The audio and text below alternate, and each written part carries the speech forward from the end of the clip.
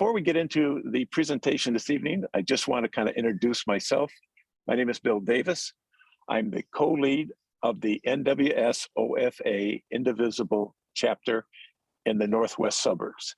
Now, for those who don't know where the Northwest suburbs is, we like to position ourselves by saying that is the land beyond O'Hare. And it's a 6-township area where we've traditionally told everybody we had 5,000 members. I checked to see our email rolls the other day and we're up to 5,800 members. So that's a nice growth pattern.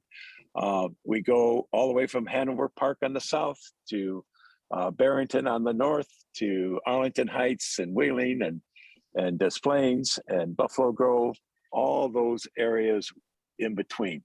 So it's a nice large area. We encompass about 630,000 voters within that area. So while I like to brag about our membership, we still got a long way to go.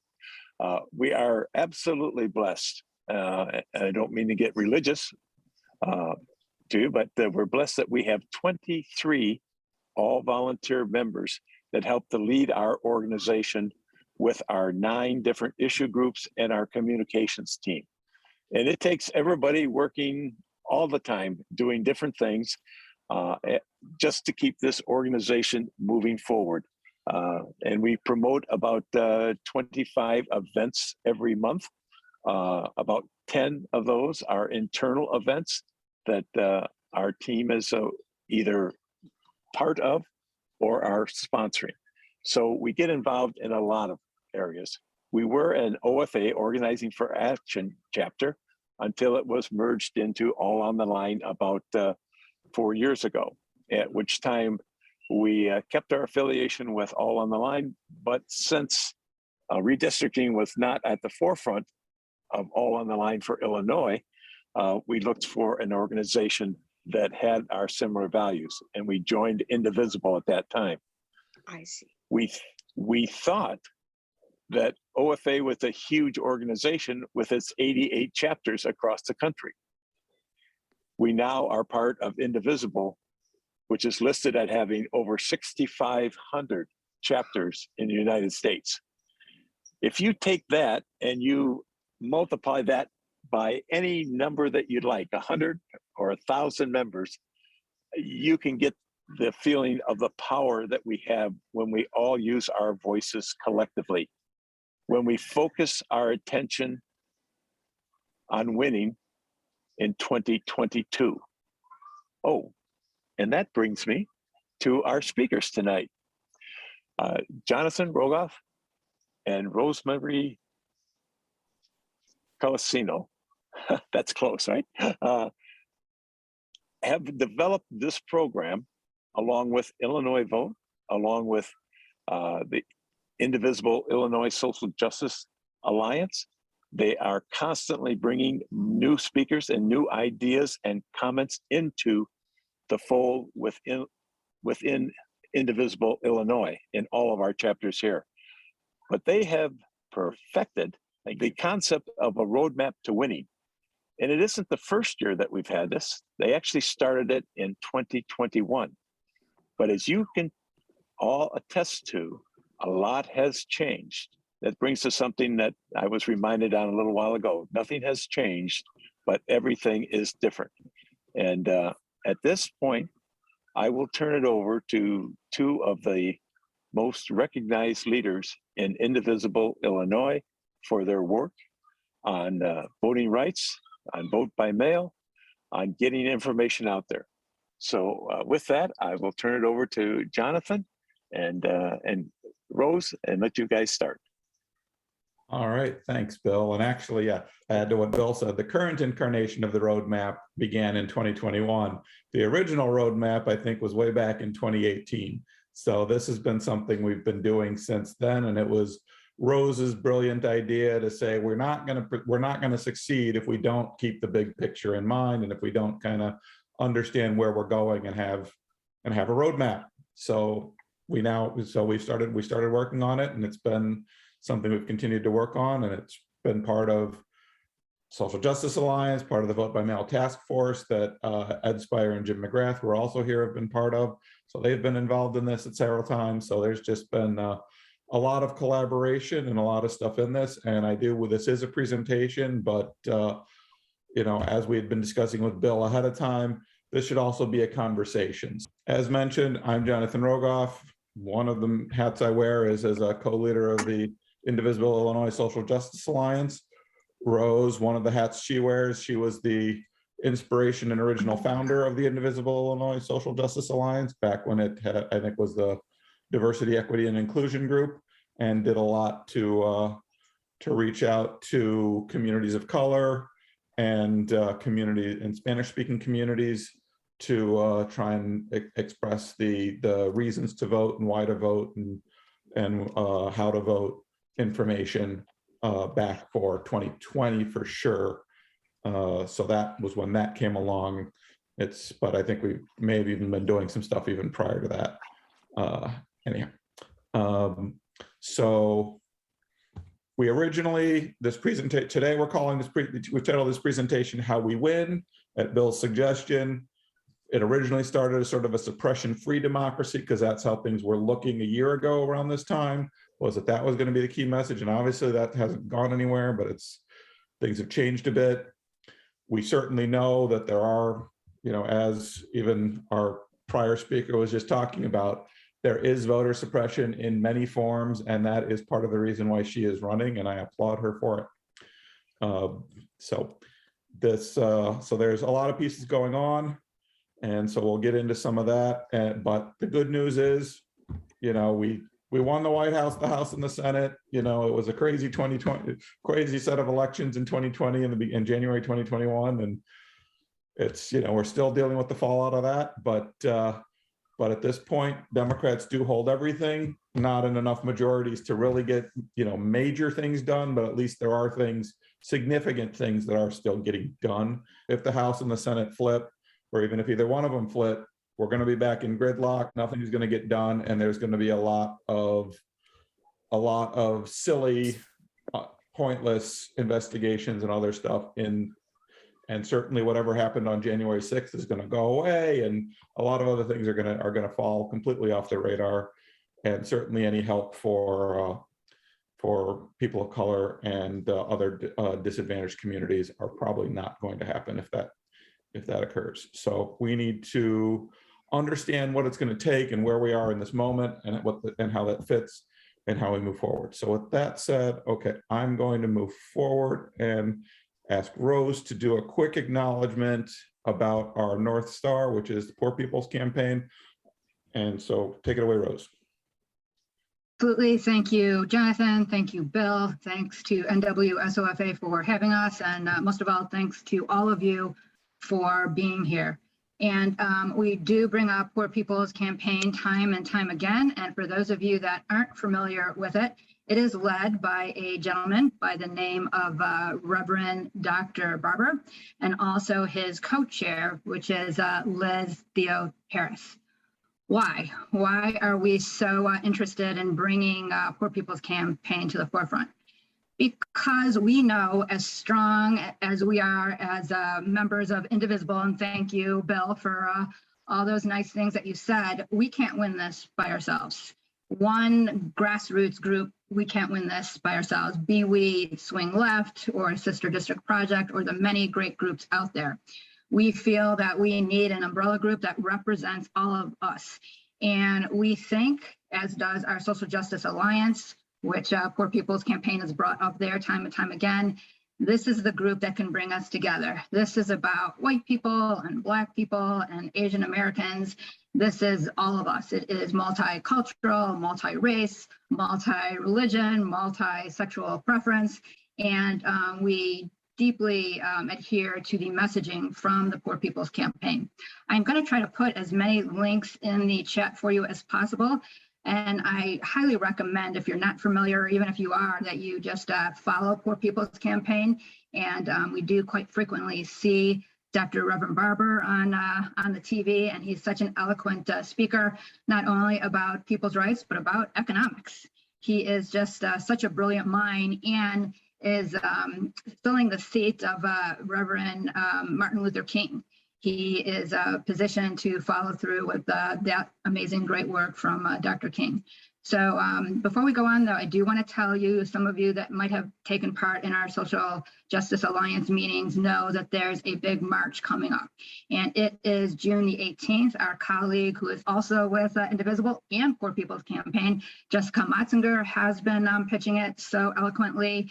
And if you're able to go to DC, I think there's some bus seats available, or if you can donate, I can't go, but I am donating. We hope that you consider Poor People's Campaign. And back over to Jonathan. All right, thanks, Rose.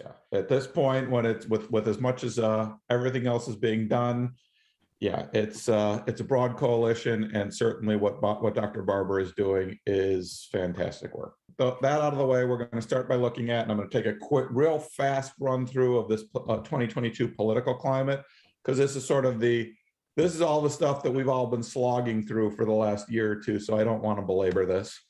But certainly, you know, we all know, we can see it's the same as it ever was, whether we're talking about slavery or the Confederacy or Jim Crow or states' rights or Tea Party or MAGA or now the big lie.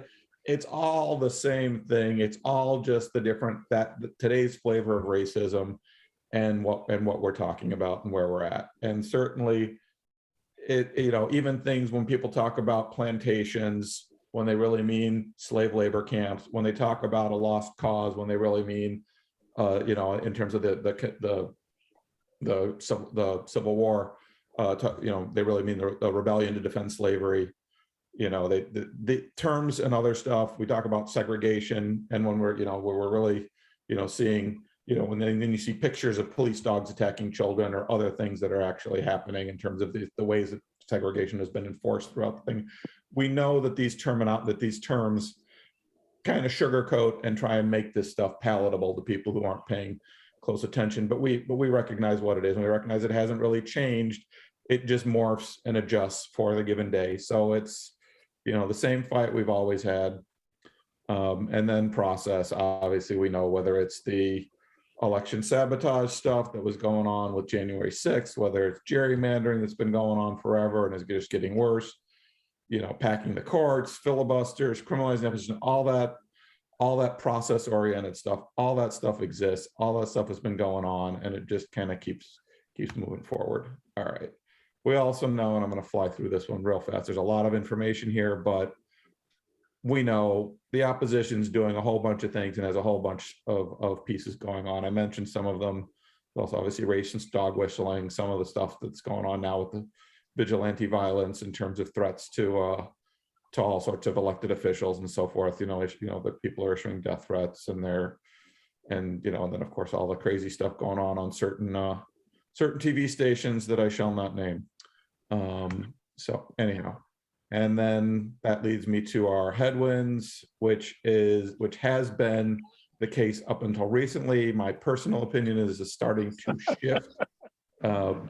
But we've got, voters have just been very overwhelmed with everything coming at them, starting with the pandemic and then just adding on one thing after another. And we still know there's swing voters that are still very much, they want to do the both sidesism and not really understand that there's a significant difference between a party that wants to govern and a party that wants to rule, and where that's at.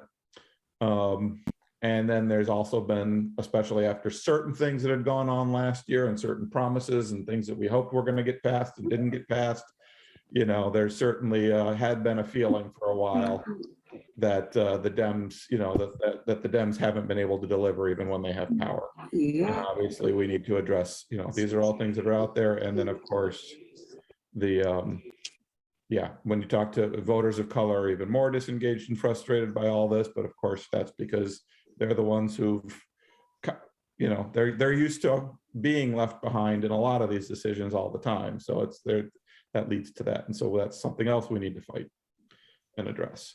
And then obviously we know, and I'm not going to spend much time on this, but just thinking real big picture, We know that with some of the voter suppression laws and other stuff that have been passed, certainly Arizona and Georgia look like those are going to be really hard states for a Democrat to win in the next presidential cycle.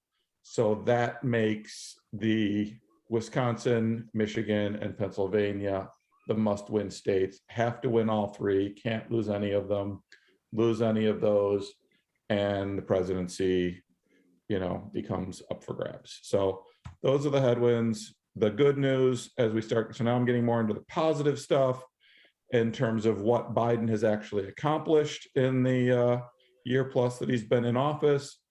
Record-setting amount of COVID relief, the amazing infrastructure bill that got passed that does have significant environmental impacts to it, still rolling out and still getting added into the economy and still creating jobs as we speak. And certainly, we've got historically low unemployment, rising wages.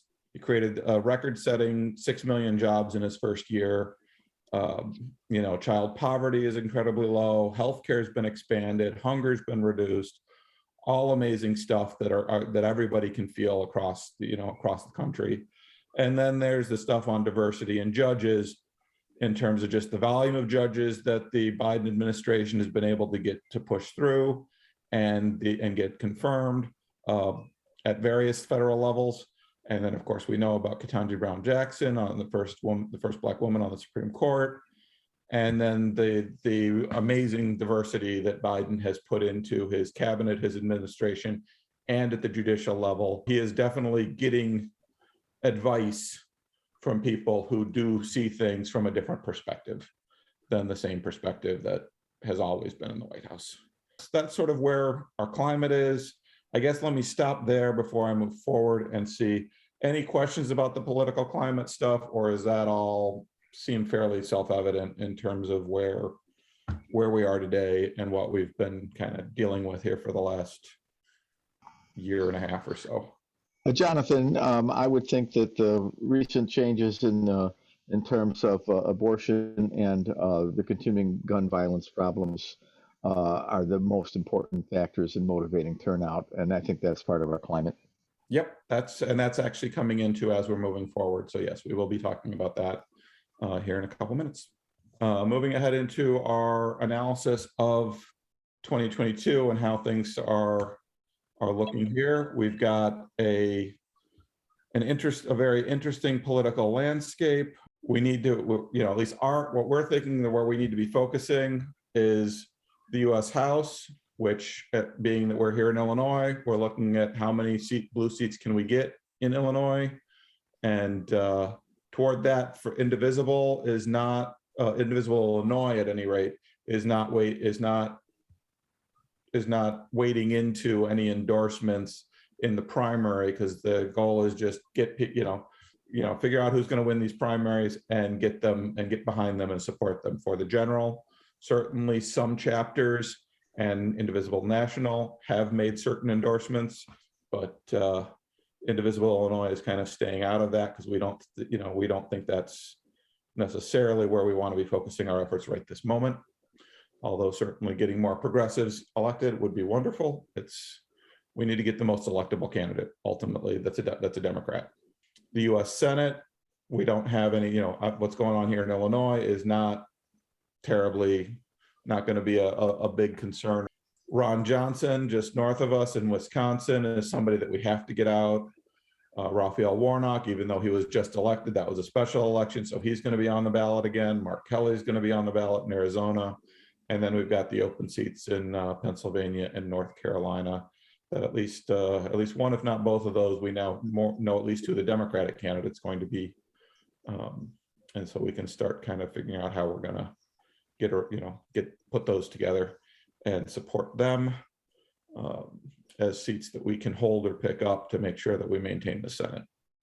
Governor, obviously, both here in Illinois, J.B. Pritzker, it's critical he's done amazing things to finally get Illinois, start digging us out of our financial mess and other stuff. And then Tony Evers in Wisconsin, he is basically the one-man band holding back a Republican House and Senate in that state.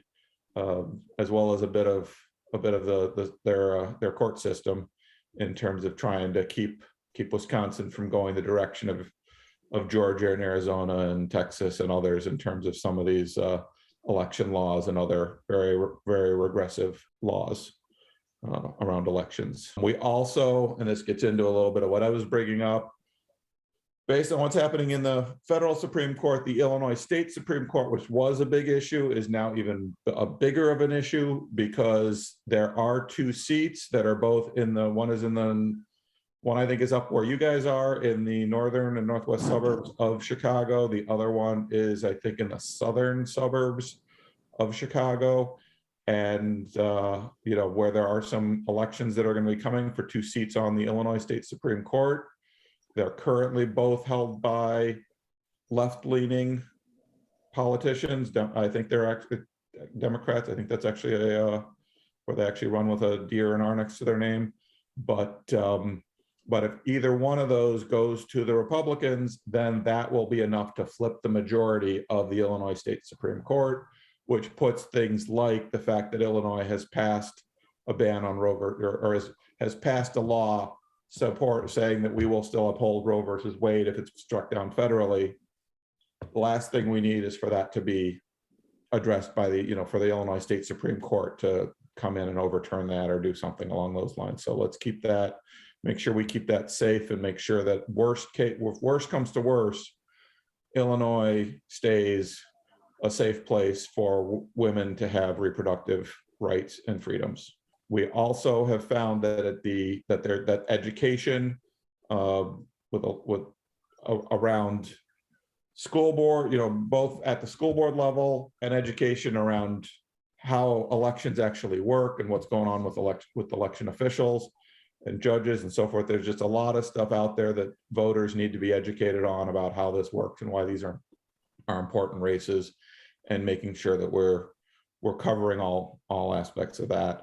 And then finally, the Wisconsin State Assembly, which is a piece we're still doing a bit of research into exactly where and how that's going to shake itself out. But there is the potential that the Republicans do not need many more seats to get a veto-proof majority, at which point they could override vetoes by Tony Evers, even assuming he stays in office. So there's kind of a 2-pronged attack of things that need to be done there. All right. So how do we do all of that? How does all that come? This is where we start getting into one of the things that people always seem to ask. They say, why don't the Democrats ever do messaging? Why can't messaging be done right? Well, a lot of it boils down to because we spend way too much time trying to persuade people based off of policy and persuade people off of process. And we talk about the filibuster and we talk about gerrymandering and we talk about a lot of these things. And frankly, these things excite activists and get us all riled up, but the general public and most voters are not looking at that. They're looking more at what does it mean to them, and the filibuster doesn't mean anything to a lot of them directly. So the way we get around some of that and the way we make sure that we're messaging better to them is by talking about, the nice analogies. We want to sell the brownie, not the recipe for making the brownie. Some people are bakers. They want to bake brownies. They want the recipe. Most people just want to eat the brownies. So let's sell them the brownies. So what does that mean in this case? We want to highlight outcomes, avoid abstractions, and emphasize voter agency, and really define things as being what's happening in this moment. So that's where, like what's talking about here, freedom to vote, together we win. Some of these labels and framing do so much better and get people much more enthusiastic and excited and engaged than talking about preventing voter fraud, defending democracy.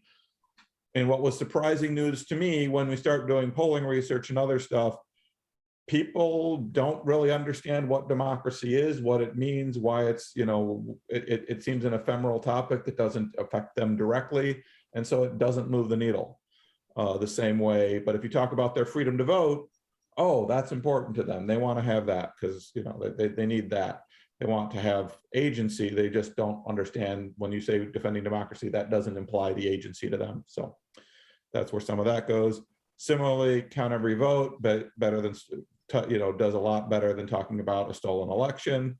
And in that case, we're talking about when the Republican narrative, when they're trying to make a narrative of a stolen election, counter it by talking about counting every vote and that's how important it is to count every vote.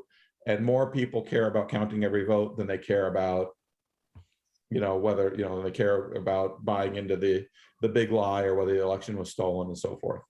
So that's the way to kind of address that. Don't address that one head on, address that by just saying what we really want, because we want every vote to count, which everyone agrees with. Working together, the will of the people, unity, those types of messages do tend to beat out and get people more engaged and involved than talking about attacks on all these different, on different communities. So while those attacks are all happening and that other stuff needs to be phrased in terms of that we're all in this together, we're all working together, and those communities are part of what we're trying to do, and they're all doing that together, and that's the way we need to frame that. As far as the other one, when we're talking, again, undermining the will of the people, that's a better way to talk about it, as will of the people, rather than that they're undermining our government, they're refusing to certify ballots, whatever is going on that type of stuff. That feels like something that's happening out there, whereas undermining the will of the people, oh, well, I'm part of the people, I don't want somebody to undermine my will, helps to really drive those messages. That's a lot more immediate and a lot more draws attention and gets people engaged. And again, just repeating what I think I said earlier, try and avoid talking about filibuster, compromise, political process, dealing with, this Democrat versus that Democrat, the moderates versus the progressives, all those sorts of things. They're just very much process oriented, and people tend to tune out. So talk about the desired outcomes, and then talk about what we need to do in the various elections to get those desired outcomes.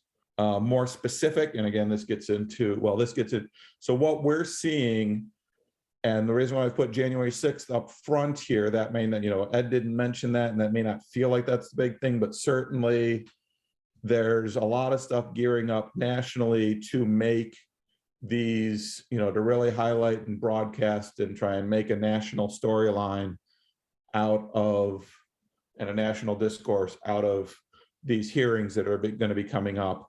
And so we're going to, need to try and, we don't want to necessarily jump ahead of that narrative, but we do want to prepare for it and understand it, and understand how we frame those discussions to make sure people understand why this is important and why these hearings that are coming up over the next weeks, month, whatever, are so critical and so important that people actually pay attention to and don't just tune it out as partisan politics or something else.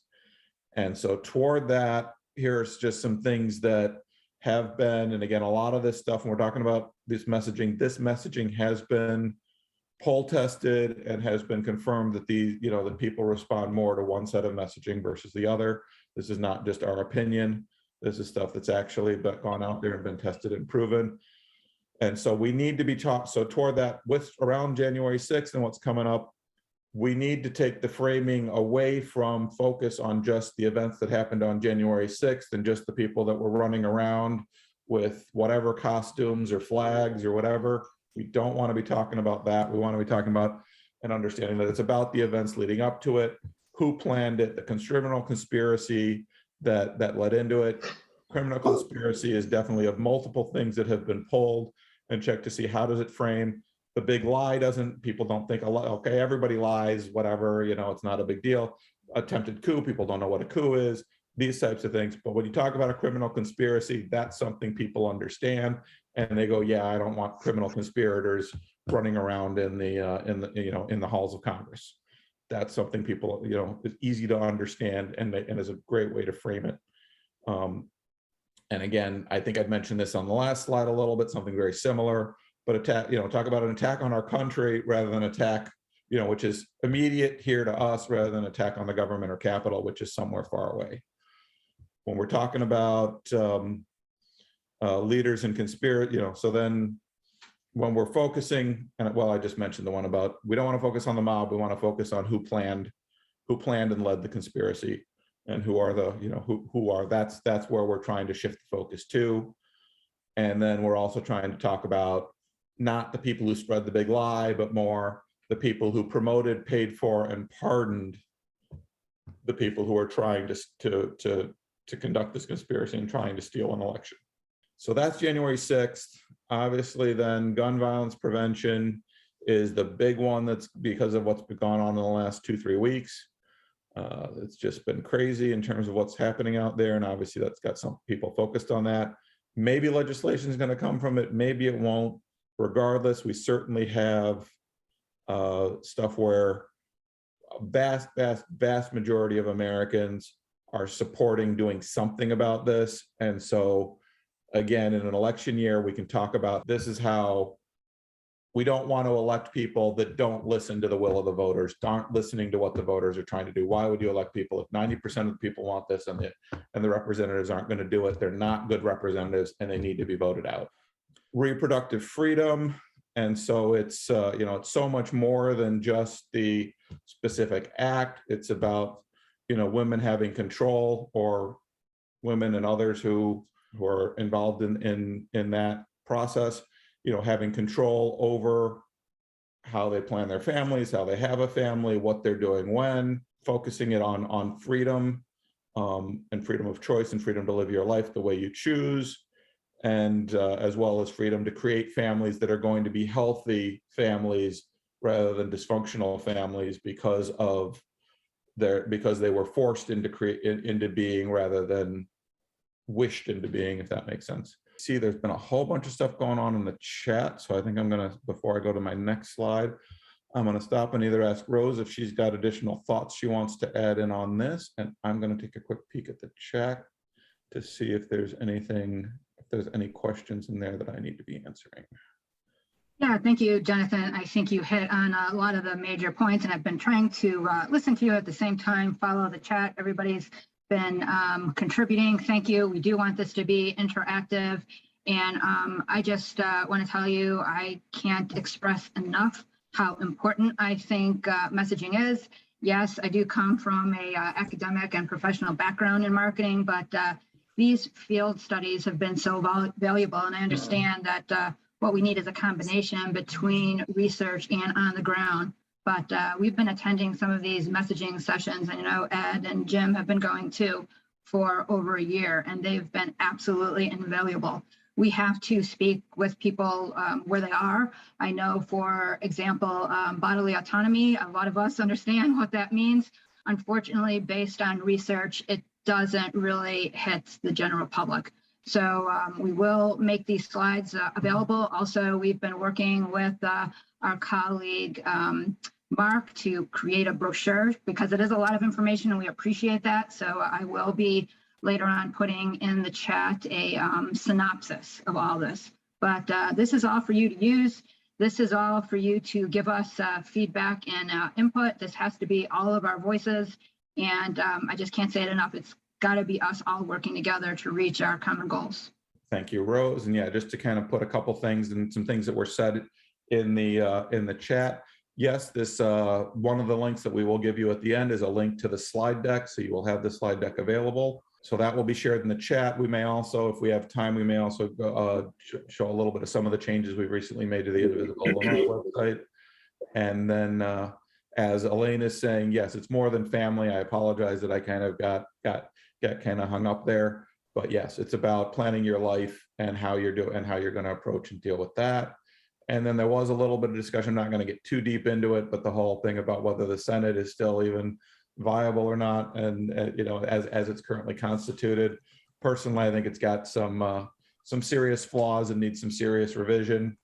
As I explained it to when some of this stuff several years ago, pre-pandemic, I was visiting Australia, and some people in Australia were trying to understand our political system. And I'm like, imagine if everybody in the outback, the handful of people in the outback got an equal amount of representation as the entire coasts of Australia. And they were like, well, that wouldn't make any sense because all the people are on the coast. It's like, well, yeah, that's the problem that we have. And that's the problem in our Senate. And where the fundamental problem is that the land gets a better, it's not even that it's representing the land, but it's just the, there's, we've got representation, not of people, but of geographic territory. Anyway, that's where that's Hey, at. Jonathan, Yes, sir. a question for you. In the last 6 months, it seems like the world has just turned upside down. January 6th was the beginning, but in January 6th, we weren't even thinking about Ukraine and Russia and the war. And all of a sudden, we are forced back together, thank God, with NATO and all of our allies working together. It's amazing. The leaked opinion of the Supreme Court on reproductive freedom has totally energized, I think, our progressive movements. And this gun violence carnage has been increasing, at least it seems to me, particularly with the shootings of the children. Doesn't that mean that this is a whole new world that we're facing in over the last 6 months? To a certain extent, yes. Now, I will say that unfortunately, well, I guess at least from my perspective, I think that foreign policy is very important. And I think fundamentally there's a lot of stuff that foreign policy should have a bigger role. But unfortunately, polling and other stuff says that foreign policy, even stuff like Ukraine that everybody's watching and very involved in and feels in a different way than Afghanistan or other stuff went. And we can get into why that is, which is a whole nother can of worms. Unfortunately, foreign policy generally isn't what drives people to make their voting decisions and when they're actually in the polling booth.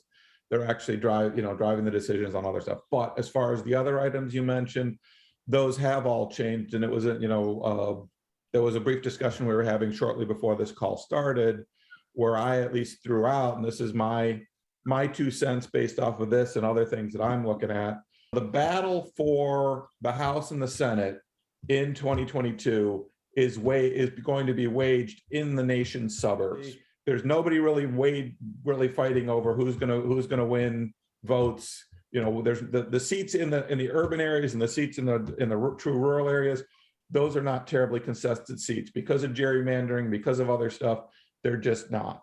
It's the suburban seats that are where the battle is, and it's kind of one of those where the battle had been over, in 2018 and in 2020, it was, and it seemed like those things went the Democratic way because of, for whatever reason you want to say, but rejection of Trump and rejection of Trump's visions and policies and so forth, and just in general, a lot of things that people felt he stood for and was about. Whether that continues when he's not there or not is the question. And certainly the GOP have been trying to make it about what's going on in our schools, CRT, these types of topics, and inflation. And now maybe, I don't know, I'm throwing this one out there. I don't know how big this is going to get or not going to get, but for some people, certainly the whole formula, the formula shortage is definitely a critical item. Hopefully that's very short term, but we'll see.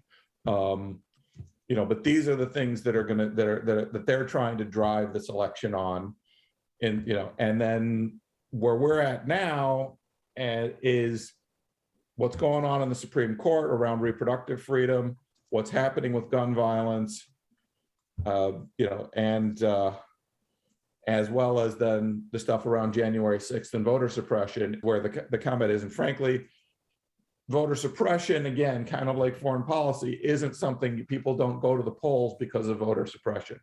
But if they go, these are criminals and I need to vote the criminal out, they will go to the poll for that, which is where January 6th comes into play. If they go, I want, okay, I may or may not be concerned, I may or may not understand what CRT is or what's going on in the schools and so forth, but I definitely don't want my kid getting shot in the schools, and I want to do something about that. And if people aren't going to vote and do something about that, they need to be out of there. That's something that'll drive people, to vote.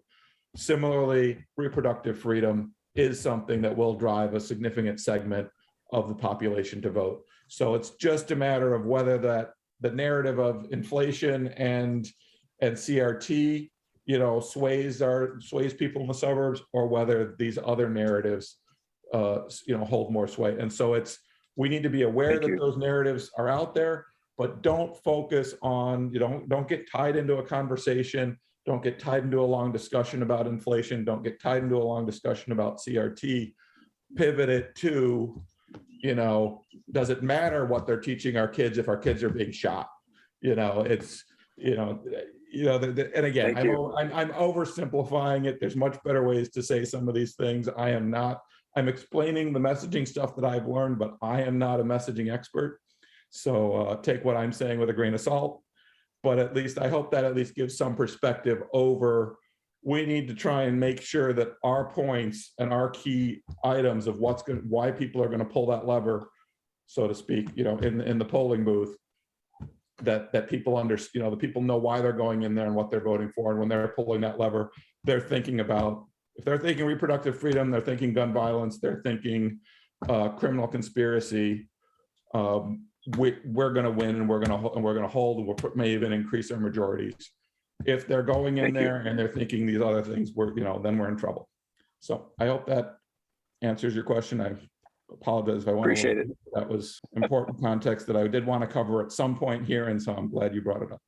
Jonathan, we have some hands up. Do you want to cover that now? Yes, let's do that. I see Heather first. Heather first? Yeah, I just, so I want to speak directly about some tactics. Remember that the tactics used against us are tactics of oppression, right? And of trauma, and of trying to convince people that our energy isn't worth even putting out there. And what we try to do with our orgs is we try to remind people that the civil rights movement was built on people who organized without any hope in sight. And that's how movements are built. So you can show up every day with strategy and with determination and with good people at your side. And that's how democracies have been built and saved. Now, when we're talking about messaging, so if you're online, I would just say if you come across, messages on your news walls, do not interact with the people who are divorced from reality. It drives them up the algorithm toward the top, where it makes it look like it's more popular. And then people believe that it's more popular of an opinion, and theirs dominates the wall. Also, tactically, we can't go after correcting everybody. So we don't spend any time online trying to convince the lost on our teams when we are actively trying to support candidates. Instead, we go to candidates' walls that we like, we upvote them, we report the jerks, we share their stuff. We talk about why what they do is important. We share their past posts with a hashtag TBT for Turn Back Time to show what amazing legislators they have been for the last several years. And so the one last thing I'll point out, to two quick things. One of them is, as a Democrat precinct committee person, I'm just going to say, every time we say, well, that Democrats need to message better, you know what? Our Democrats message fine. Okay, but nobody in my area ever hears Democratic messaging unless my team does it. Why? For decades now in rural red Illinois, parties were even taught and wrote into constitutions around Illinois a no-issue stance, meaning never say anything because you might upset somebody and that might cost us an election. That does not work. It is a strategy for the status quo every time, and it leaves people feeling forgotten, and it makes them wonder where the heck our Democrats are. And yet our state level Democrats are all over the place doing great work. So the messaging is there. It's just not, has no signal in our communities. Our newspapers are pretty much gone. They do have feeds, but those feeds often are filled with very right-wing things. The other place that has a ton of signal here is in these mega churches in my parts of the area, because they direct in apps, and they will get 100 messages of negative against a liberal before I and my teams can get maybe 3 pieces in front of them through a lot of organic hard work.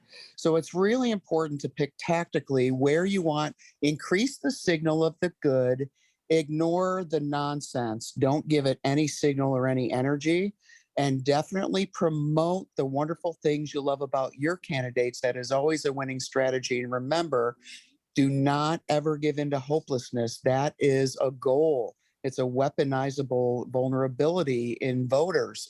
So we have to resist that. Thanks so much for the time. Great stuff. Thanks, Heather. Elaine? It's really more than reproductive freedom. I think when we think about turning back time to the 1950s, it's about women having very little control over everything in their lives. They were economically dependent. They might not even have credit cards. They could not consider a real career because they didn't know when they might have a family. And they certainly couldn't be considered for any high-level positions because you never know when you might become pregnant. So it's reproductive freedom and economic independence, economic security for your retirement. Out of the people that are living in poverty and retirement, 2 out of 3 are women. And that's the way things are now. If we turn back time and women have no control over their family and their reproductive health, then it's going to be like it was in the 50s. And women that are with abusive partners will have no path out. It's more than reproductive and family planning. And I think that is a big issue. Completely agree, and you said it better than I can on some of this stuff.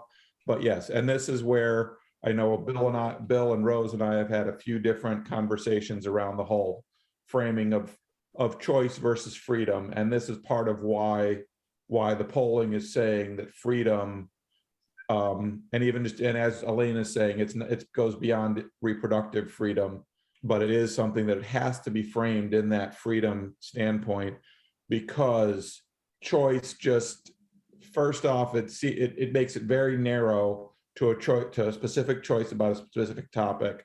And second, it makes it seem like you're choosing between whether you're going to have the chicken or the steak at dinner.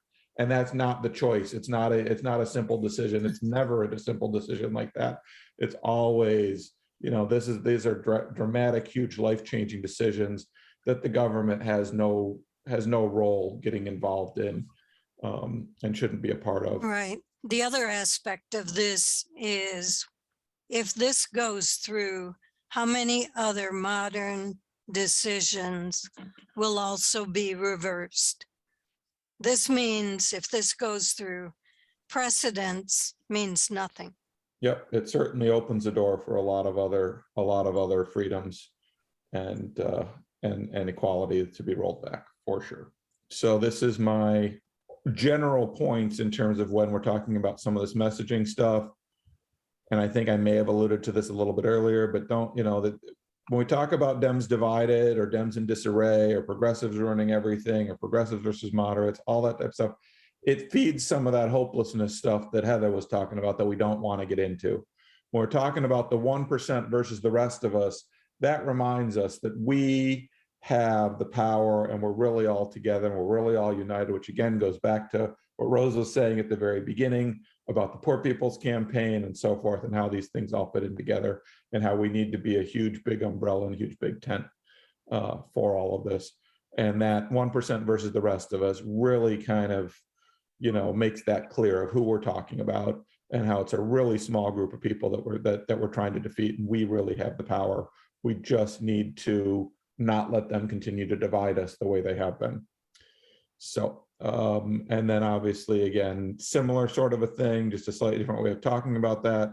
Rather than talking about whether moderates or centrists or blue dogs or rhinos or dinos or any of these sorts of things, talk about who it is. We're talking about corporate politicians and lawmakers, the politicians that are bought and paid for by big money, not by, and don't represent the will of the people. And that's again where, going back to, if they're not going to vote for, if they're going to just do what the NRA says, regardless what their constituents say, then that's not probably then they're not representing their constituents, and they shouldn't, they're not appropriate to be. They shouldn't be elected. They shouldn't be allowed to hold those positions.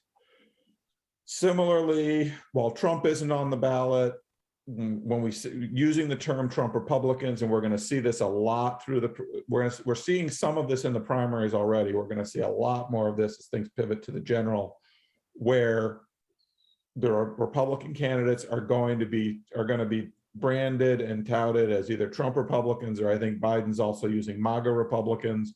Those are both equally useful and viable terms. People understand what that means. And it's a lot more specific than if you just generally say Republicans or the Trump administration or the GOP. Then people are going to do the, well, what about this, or what about that person, or the exception to this or the other stuff. But if you say this person's a Trump Republican, then that kind of cuts through a lot of that stuff and gets to what you're really trying to say. So it just kind of narrows and focuses what it is we're trying, what we're trying to address on that point. And then the last point here is, again, corporations and billionaires telling politicians what to do. That's what we don't want. And we don't need to name the politicians. There's been a fair amount of that, certainly, especially with last year with some of the bills and certain people that were holding up certain of the bills. We don't need to give them the airtime. We don't need to give them the names. It's not really doing stuff that's really helping us when we're talking about stuff. But if we just say we dislike corporations and billionaires telling politicians what to do without naming the politicians and so forth, that's something that generally people can agree on, and you can start to have a common values conversation from that. And that's, again, kind of where we're trying to do, is we need to lead with our values and drive from that into lead from the values and build that common ground, especially with how crazy and divided things have become recently.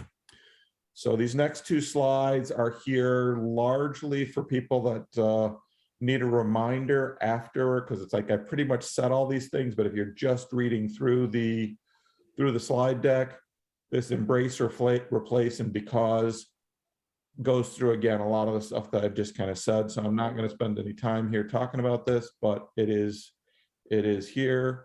And then before I move into the other, it looks like— Jonathan, can I stop you for a moment? Because in the chat, I say that with quotes, the great replacement theory was brought up, and I think it was by Mark. And what we are being told from very well-respected analysts, if you can just go back one, make sure I say it right, genocidal ideology, I think is the terminology from field studies. They're telling us that we should embrace, Mark, genocidal ideology instead of using the phrase, the great replacement theory. I have so many links that I want to try to put in the chat. And the SJA team, Jonathan, Kim, Kathy, and myself are going to have an event on June the 8th, and we are going to be talking about the race-class narrative that will address the great replacement theory. So Mark and others, if you are interested, that event, if I have time, I'll try to put it in the chat. We'll try to also, Jonathan, put our emails in the chat so you can reach us if we can't put everything in the chat. But we are going to cover that. And Mark, I think that is very, very poignant and important. So thanks for bringing that up in the chat. Thanks, Jonathan. All right. And yeah, another point that we didn't bring up that I think is on this slide that I'm seeing is, one other thing that's very much recommended is, don't talk, if we're talking about abortion, don't talk about, or women's freedom or whatever, make it personal, make it direct, make it about a woman, a person, and abortion. That's something that means something and hits people that they understand. When you make it plural and make it generic, it becomes abstract and people aren't quite as close to it or direct about it. So that's another messaging trick, depending on how you're approaching things, that you can certainly use. And again, reminding people that, rather than talking about that it's my choice or my child or whatever, remind them they know people. Every one of us knows someone who's had an abortion or will at some point need an abortion. It's that prevalent. It happens that much. we wish it weren't that necessary, or that, but it is what it is. And it is something that women need to have that, need to have that choice and that freedom. And by and large, when they're making those choices, they're making it for very good reasons. And so that's, so that's just something that this is far more close to home than most people want to admit or recognize. So organizing for 2022, you're probably getting a little bit tired of hearing me speak. So I'm going to do this slide and then kind of toss it over to Rose to go through a bit more stuff in detail here on what our actions and events are. But so at a high level, what we're sort of saying is massive voter engagement and massive voter registration.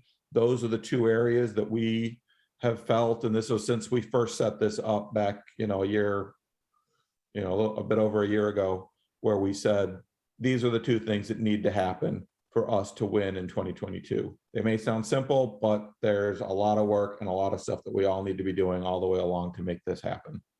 And so there's a number of different ways that can be done, everything from canvassing to vote, to phone banking, to letters to voters, letters to the editor, making sure that promoting and making sure people understand that vote by mail is a safe and effective option. It actually increases participation and turnout, and especially from low propensity voters, i.e.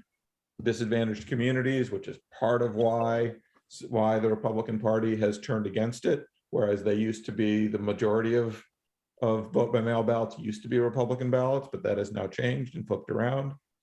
And then also, if you're talking to people in Illinois, make sure to let them know that we do now have a permanent vote by mail list. They can sign up for that, and they're on it one time, and they're there permanently. And you'll get a ballot in the mailbox without having to request it. You'll get a ballot in the mailbox every election cycle. So you'll get one here for our June primaries. You'll get one for the November general. You'll get one if you're in Chicago, which I don't know how many of you are. You'll get one for the municipal election coming up next February, so forth. So they'll, the ballots will arrive, and that'll be a nice reminder that you need to pay attention and you need to vote. But you don't have to keep going through the hoops to request the mail-in ballot every cycle anymore, thanks to some recent law changes here in Illinois. And then obviously voter registration, we look at this and we go, we need to do it locally, we need to do it in Illinois, we need to do it in Wisconsin and Michigan because those are such critical locations, and we need to do it nationally. And then there's groups here that help do that. Okay, Rose. All right, thank you, Jonathan. So one of the other keys to messaging is repetition, and we're going to now transition into actions, and we're going to make available to you many actions.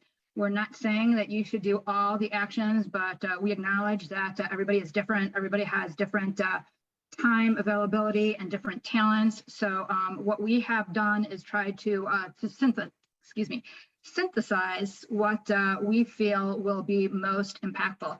And I just want to drive home what we were saying before. We have been very successful in the past. And I just want to remind everybody of that, because the odds do look some days at least insurmountable.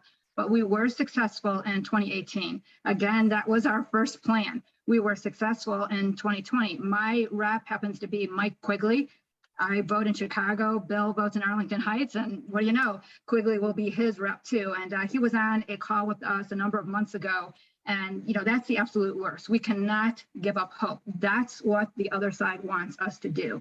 We have to continue resisting. So we are gonna give you a summary of what we are recommending you do. So would love to have your feedback. This has been a vocal group, and I believe we are nearing the end, but we want to make sure that we are very clear on what we are recommending. So all of these pages are live links here, and I will do some cleaning up with some of our comments in the notes, but we will make this available to you.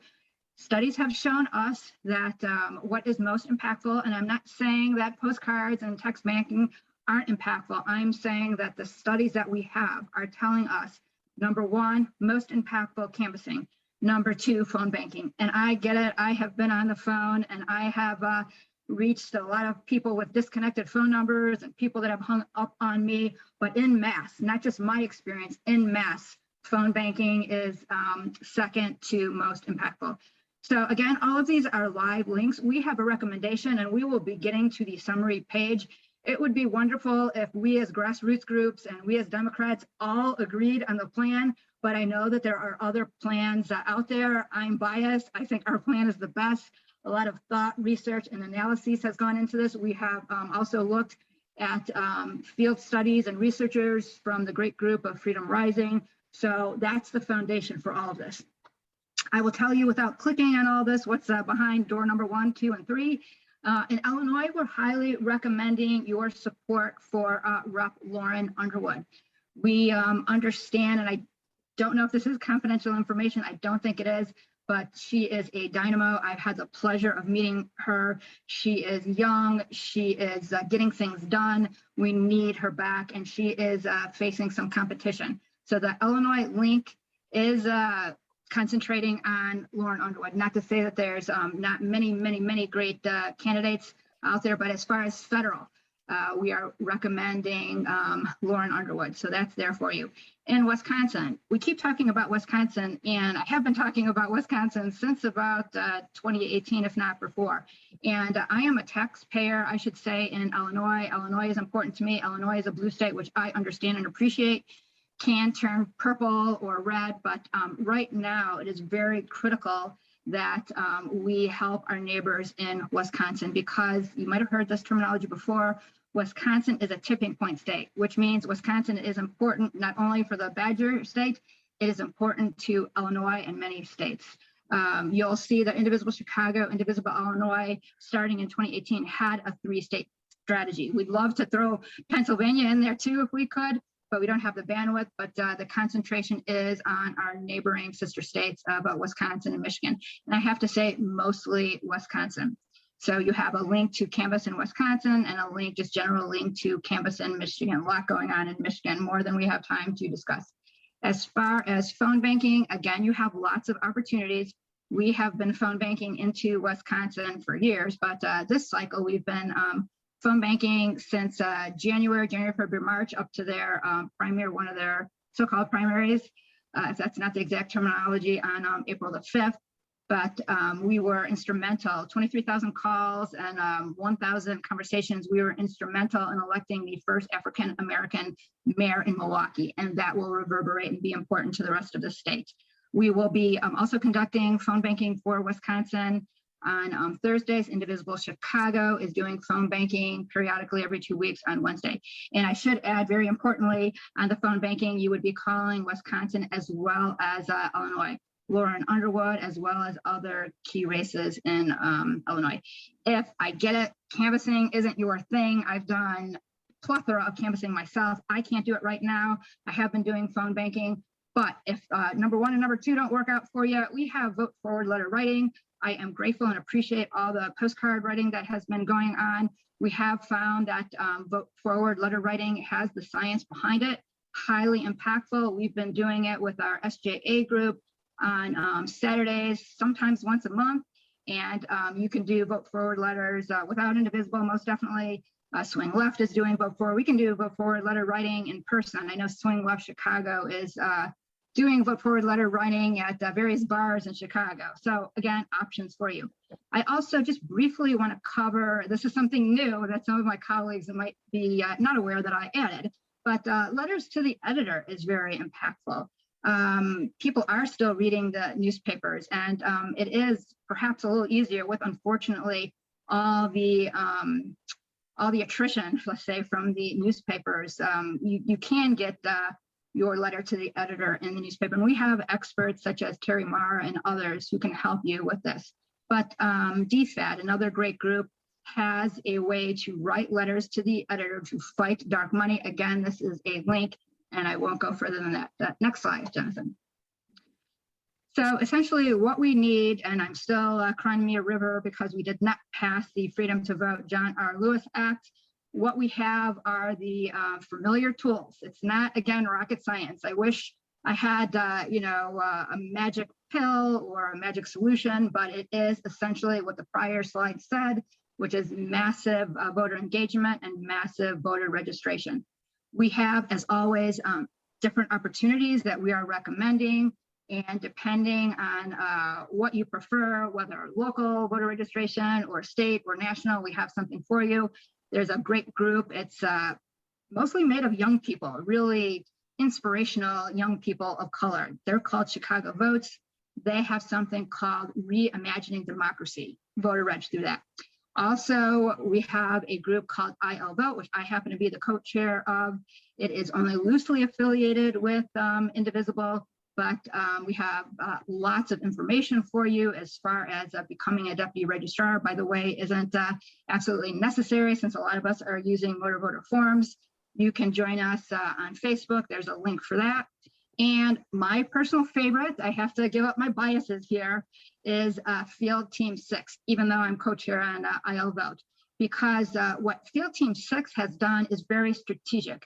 They are registering Democrats in key swing states. So not only Wisconsin, but swing states throughout the country. They have opportunities for you to do this via social media, and also something they call In the Box. We just had a meeting about that last Saturday, where our contact in Wisconsin was really just extolling the virtue of Field Team 6 and the great work they're doing. I think in 2020, you can check their website, but they registered 3 million voters. And those are the kind of numbers that we need right now.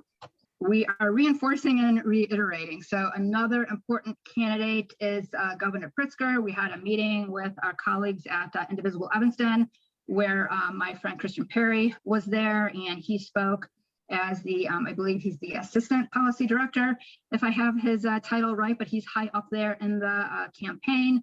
And he shared with us then, I think it's safe to share with you here, that the Pritzker campaign feels that if Urban is the candidate, that we might have some work in front of us.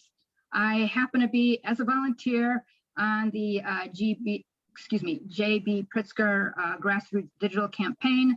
So I did populate my email somewhere up in the chat. I haven't been quite as attentive to the chat while I've been speaking, but we do have opportunities for you to work on the Pritzker campaign. They're mostly doing social media now, and if I recall correctly what Christian said, they will be doing canvassing in the future, possibly after June 28th, if I remember correctly. Next slide, please. Honing in on that, Lauren Underwood again, and yes, we just want to make sure that you are paying attention. We've covered a lot of ground, but we do want to see her in office again. You'll see a link again, sign up here if you do want to canvass. She is safe canvassing now. If you want a phone bank, we can hook you up. Just trying to reinforce and remind you of that. Next slide, please. And this is fairly new for us. This was a hot off the press. So that's why, if you remember, you were here at the very beginning, and Jonathan said, if you've seen the roadmap before, you're going to want to see it again. In fact, we will be presenting, if not sooner, we'll be presenting to Indivisible Evanston on July the 19th. And the premise is the same, but we are always adding and enhancing. This actually comes from my intelligence and research, as well as Ed Spire, who had the opportunity to meet with David Orr, who is someone very well respected, even though he is no longer in office. And he is telling us, and my research is confirming some of what he is telling us, that one of the most important offices in the state of Illinois is assessor. So what this gentleman is doing, and I've had the opportunity to meet him in person and break some bread with him, what he is doing is fighting the corporate developers. And we are told that if you've seen his commercial, he does have a target on his head. We have a link if you can help there too, depending on your interest. If you come from a financial background, this might be something that interests you, but again, options. Next slide, please. We listen to all of you. This comes from Heather, who is an asset in her own right, who is with us this evening. We want to know where we should concentrate in rural Illinois. I'm a city girl. I happen to be living since COVID, just temporarily, right, for the last 3 years in Orland Park, but I vote in Chicago. I want to make sure Indivisible Illinois, I'm part of the leadership there, wants to make sure we are attentive to the rural Illinois needs. We do have a group for that too. Actually, we have a meeting going on by rural Illinois right now talking about climate. But it is our understanding that one of the most winnable races, of course, vote for Nabella and vote for Maria Peterson, I have to tell you, but one of the other winnable races, and this is on the federal side, is Illinois 17. This is Sherry Boustros's office. She is retiring, and we are being told, and I have not done research on this, but Heather has, that this is a winnable race. So I want to put that out there. Next slide, please. More tools for you. Again, we are sharing resources. This is not an Indivisible Illinois tool. This comes from my friend, Sarah Krinsky, who happens to be on the board of the League of Women Voters, I believe, Illinois, and also another group that I belong to, filled with voting rights activists called Promote the Vote. She did this toolkit for Promote the Vote. So this is something, please take a look. This is just a taste of what's on there as far as helping you vote on June the 28th. And this might actually not be for you, but this might be for your neighbors and contacts and colleagues and so forth. It is fantastic. In fact, we do have something I don't think I had the opportunity to edit that Sarah created for gun violence prevention. So I do strongly recommend, the link is here, that you take a look at that. And thanks for putting that link in there, Jonathan. Next slide, please. Events. I can list for you, and my close colleagues know, I can probably list 25 events for you. But again, I'm going to go outside of the Indivisible family, and I am going to recommend Midwest Academy. Take me for an example. I come from, and not a bad thing, everybody, corporate America. I come from .coms, for those of you old enough to remember what that is, and I also come from nonprofits. I have learned on the job, and actually my corporate business experience has served me well. But a lot of us come from different important walks of life, healthcare and business and economics and so on and so forth. The Midwest Academy is not free, but it is organizing training. I know Heather has gone through this. I know others have gone through this. So if you are looking for organizing training, I believe they have virtual training in June that has not happened yet. So I recommend Midwest Academy. Next slide, please. I don't have, again, all of the events, but as far as highly recommended, this is one of them. These are our phone banks. I understand that people are coming from all over the place, but we do have weekly Saturday phone banks at 4 o'clock calling into both Wisconsin and Illinois. Next slide. Another reminder to write letters to voters. I've already talked about that, and Jonathan has touched on it, so we'll move on from that. Next slide. Here's the summary. So if that was a lot, and I understand that it is, here's a summary for you. And Jonathan, I believe this is you. Yep, I'll take over. So yeah, just to, you know, we've said it a few times already, so I'm not going to spend a whole lot of time on it. But yeah, you know, Pritzker, Underwood, whoever wins the Kasten-Newman race, keeping the aisle 17 seat blue.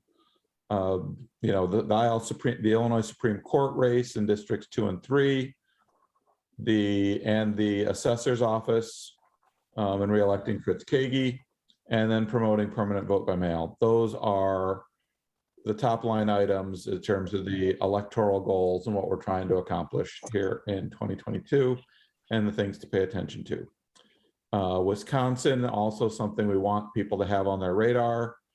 There's, you know, especially for those that are close to Wisconsin, there is a lot of stuff that we can definitely help hook people up. Anyone who wants to go up and do voter registration at the DMVs, I believe that at least there's been discussion. I don't know if it's actually happening, but there's been discussion of having a little competition between NWSOFA and Indivisible Evanston on, you know, who can register the most voters in Wisconsin and so forth, things along those lines. There's also safe canvassing with Indivisible Milwaukee, phone banking to promote absentee ballots up there. It's a little bit of a different process up there than it is down here, but it's there's definitely conversations to be had there to help people out with that and help educate them on how that works. Again, the Vote Forward letter writing, and then the Wisconsin Dems VoPro, and with Michigan, they also have a VoPro.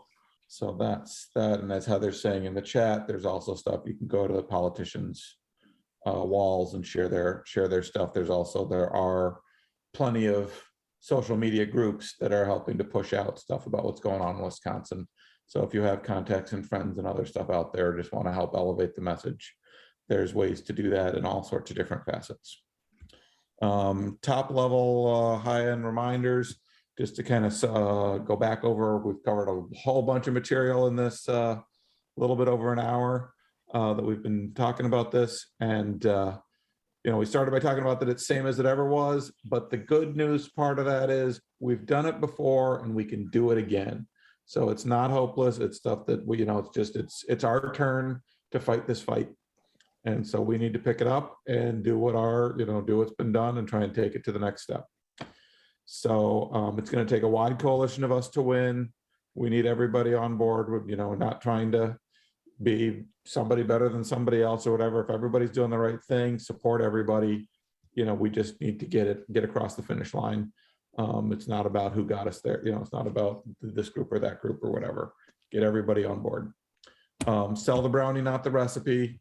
Don't get bogged down in the things that in the minutia. Make sure that people really understand what they're getting. Try and find some time to help Wisconsin and Michigan as much as you can. Even just a little bit of help from Chicago goes a long way. It worked in 2018. It worked in 2020.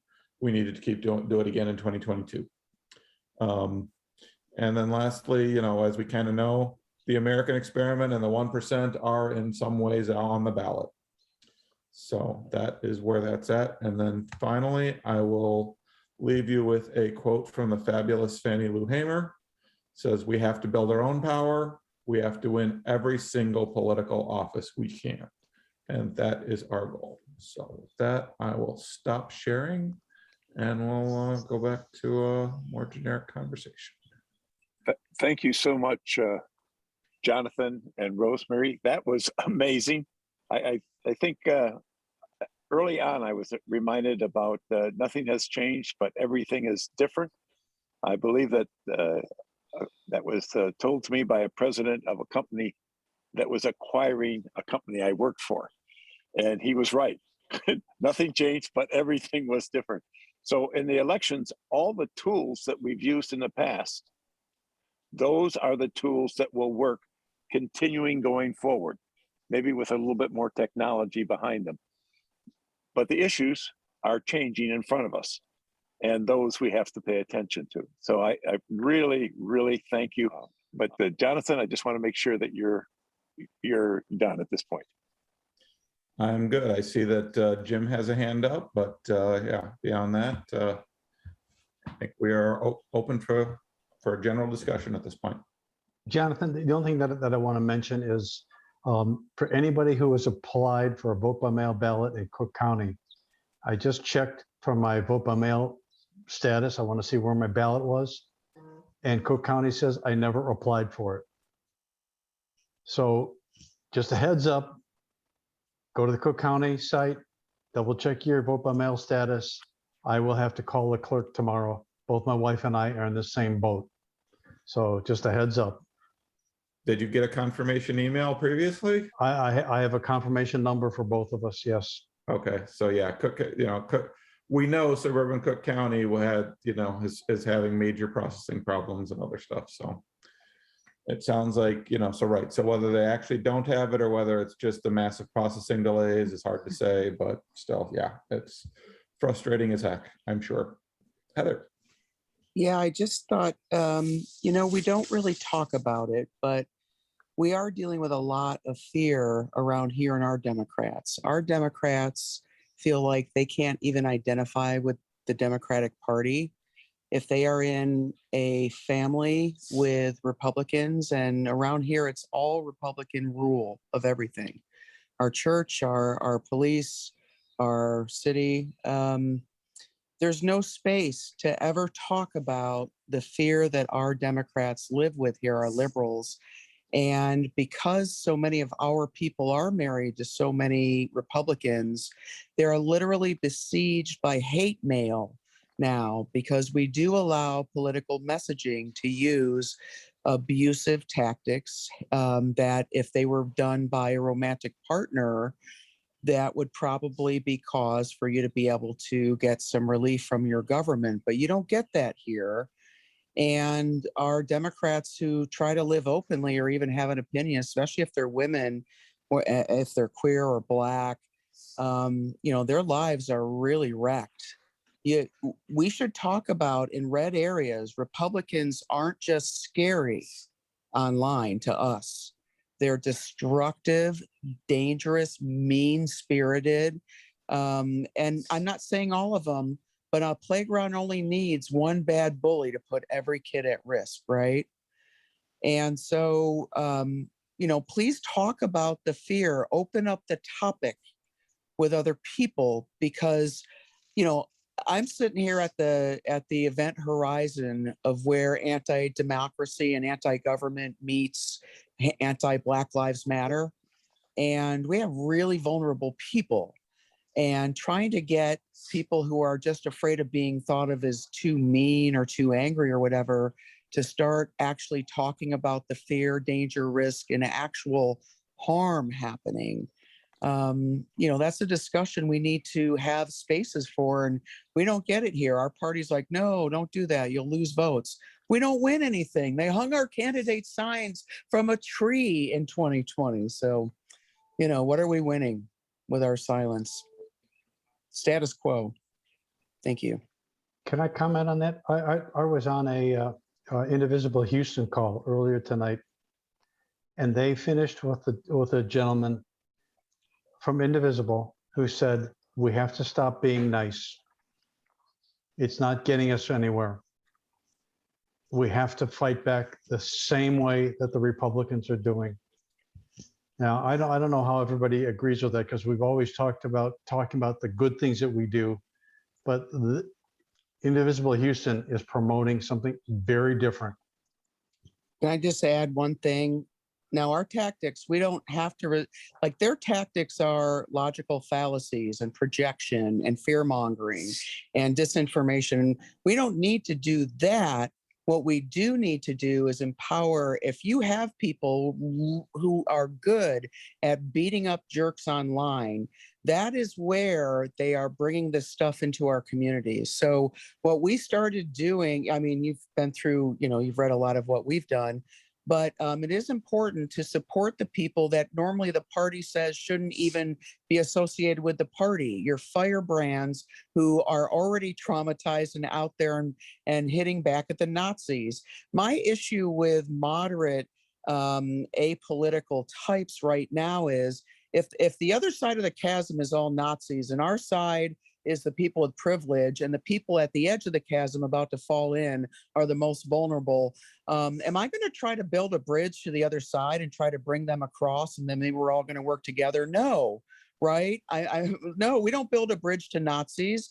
When you're fighting corruption and when you're fighting people who will hurt others, it's only a small percentage of them, but they're the ones gaslighting the fear of all the people getting promoted to buy more and more arms, right?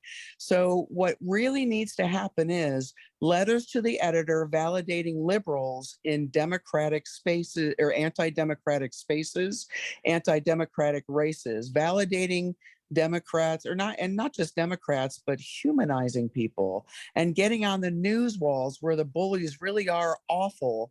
And you know what? I don't read them. I land a post, and I'm speaking as a webmaster here, so for a long time. What we do is when we go after a troll, we don't argue with the troll. What we want to do is validate that we know what they're doing. So we will say, wow, that was a really easy pivot. So you didn't have to talk about X. And here's a link for you. And then when they come back, then you keep responding with more and more valid links that you don't argue, you just keep putting more information so that anyone coming down isn't going to get the dopamine kick of seeing a bully fight nose to nose. They're going to see one person smartly rising above, and the people who don't get it are the lost anyway, but they're not the ones leading the sheep astray. So, go after the bad ones. And thank you to everybody who joined tonight and contributed, whether it was in chat or just your time. It is amazing. It's been a very good group. We have been recording it. We will, in the next week or so, we will send this out both on YouTube and on Facebook. And we hope that this studio audience the NWSOFA studio audience will create quite an impact out there. So Hey, thanks. Bill, just Bill? real quick, Yeah. just real quick, Maria's Sure. going to need defending. She's going to need white allies going to her campaign site and her opponents and calling out the racism and reporting the hate. So that's an allyship thing all of us can do. And we can even do it in a way that, you know, the other side doesn't realize that we're doing. But every candidate who is underrepresented does need that support. So let's do that for her. Thanks. Okay, Jim. Yeah, and I just want to add, I have tried to work with McConkey for the last 4 or 5 years. He doesn't support anything with common sense gun control. He doesn't support anything regarding climate. He doesn't support women's rights, and I can go on. Maria supports all of those things. So the things that we stand for, Maria stands for. McConkey doesn't support any of that. He has got to go. Thank you very much, Mark. Thank you for being here. All these new faces and all these faces that come here. We can win with all of us working hard.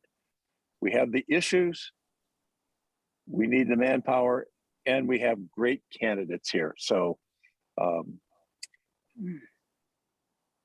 Rosemarie, would you like to give a good night to all? Oh my goodness, we have just filled you with so much information. I'm going to end simply in something that I don't always adhere to.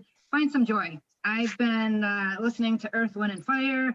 I've been listening, some of you know what I'm talking about, Dinah Shore and Pearl Bailey. I mean, that's me. Find what sustains you and find yourself some joy. And I like those smiles about Dinah Shore. You're my people. Thank you. Good night. I'm proud to be fighting this fight with you. And this is truly about our democracy. So thank you for being here. Yes.